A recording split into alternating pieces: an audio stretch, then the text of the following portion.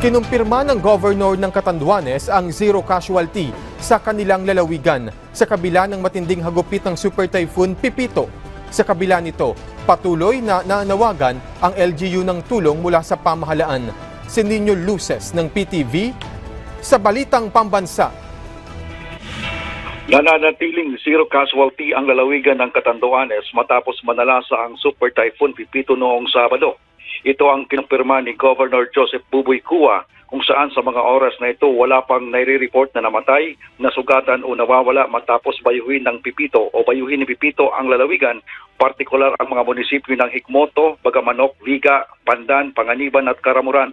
Anya, dahil ito sa maagang preparasyon ng mga lokal na pamahalaan kung saan agad-agad silang nagpatupad ng preemptive evacuation bago pa man tumama ang bagyo.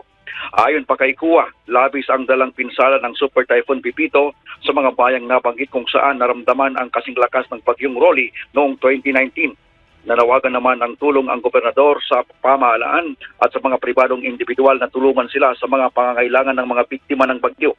Partikular na binanggit ni Cua na mga hardware materials, GI sheets, plywood at iba pang gamit sa pagpapatayo ng bahay ang kailangan ng mga residente dahil halos lahat ng bahay ay pinadapa ng bagyo.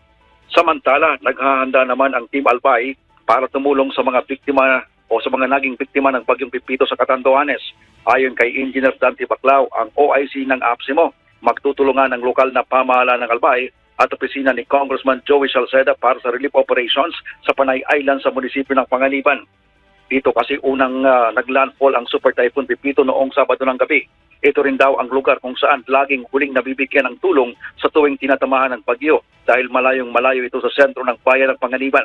Nananawagan na din ng tulong ang Parish Priest ng Society of Our Lady of the Most Holy Trinity para sa mga residenteng naapektuhan ng bagyo.